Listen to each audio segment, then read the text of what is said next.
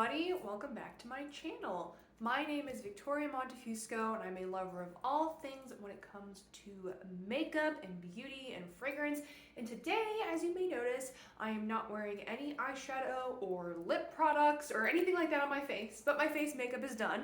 So that must mean it's an eyeshadow palette video. So today I'm actually going to be testing out a drugstore eyeshadow palette. I personally do not own very many drugstore eyeshadow palettes. I think really the only things in my collection that are considered drugstore or inexpensive in regards to eyeshadow palettes are from ColourPop, so this is going to be new to me. And this is a Wet n Wild eyeshadow palette. This is one of their 5-pan palettes. I don't know if this has a name. Yeah, it's called Sundays. So I actually got this from my parents for Christmas. So I haven't used it yet. This is going to be a true first impressions video. I'm excited to try it out. I used to love Wet n Wild, like way back in the day, like when I was in high school, when they had those like big palettes that I used to love. I might pop a picture or something just so you all can see it. But yeah, I'm excited to try this out. I remember their eyeshadow formulas being really good, especially for the price, so I'm hopeful. Hopefully this will work out. So let's get started. So as always, I'm going to use my trusty eyeshadow primer because I want to give these shadows the best shot that they can, so I'm going to be using my favorite products. So I'm going to go in with my Milani eyeshadow primer off camera really quickly, and then we'll get into the eyeshadows. All right, primer's on, I'm ready to go. So I am first going to go into this light orange matte shade in the palette. I am going to take my Nabla N306 brush and I'm just going to fluff this into the crease.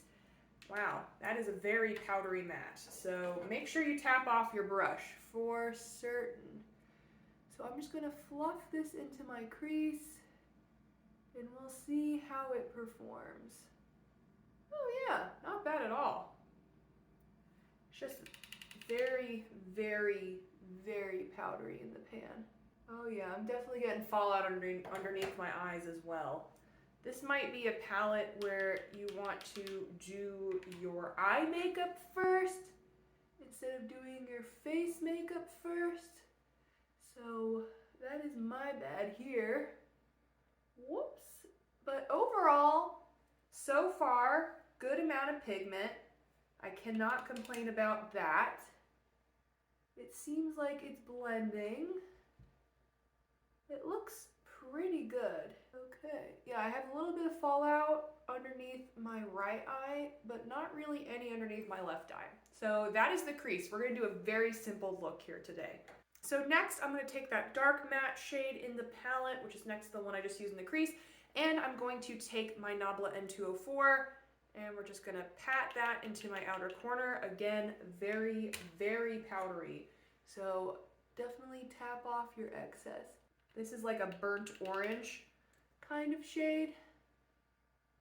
You know, I'm of the belief that you can find good makeup at like any price point. I was a drugstore makeup loving queen in high school and college when I was balling on a budget. So I have always, loved makeup, but there were times where my whole face was basically drugstore. And now, there's certain products that I splurge on, eyeshadows being one of them. But there's, other products that you definitely don't need to splurge on, like mascaras. There's so many good mascaras at the drugstore, like lip products. Again, a lot of really good lip products at the drugstore. Eyebrow pencils, brow gel. There's a lot of things that you can find as good or even better at the drugstore. But there's certain things I like to splurge on, like eyeshadow, face products, things like that. So now I'm going to blend the outer corner with this Nabla, actually that's the wrong brush. Whoop, with this Nabla N305 brush. So again, it packed on well. It's blending very, very easily. So no complaints here thus far, other than the powderiness and the fallout, which to be honest, I don't mind a powdery shadow as long as it gives me pigment. It can be powdery, but if it's powdery with no pigment, that's where I have a problem. So I'm just going back in with that same shade that I use on my outer corner just to further darken up the very outer part. There we go. So like I always do, I'm going to take some glitter glue. I'm going to use this NYX glitter primer, and I'm just going to apply this to the part of my eyes where I don't really have any eyeshadow, and then we're going to go into some metallics. So yeah, this is going to be a pretty simple, neutral, warm toned look, but you know, so far I'm pretty satisfied. But those metallics don't really look the most my speed, so we'll see how they look on the eyes. I like really sparkly, shifty, super metallic kind of metallics, and these look a little bit more basic. So we'll see what I think here. I'm not sure. All right, glitter glue is on. So I'm first gonna go into this dark shade, shimmer shade, and then I'm gonna blend that into that lighter shimmer shade right next to it. So I'm just gonna do that on my eyes. This looks like a coppery kind of metallic. Nothing that's blowing my socks off, but it's a pretty neutral look, you know? These metallics are definitely not soft. They're a little bit harder pressed, and that makes it kind of difficult to get them onto your finger and then onto the eye. I prefer a bit of a softer formula slash texture. This is almost like dry. It almost feels like when you have hard pan in a metallic.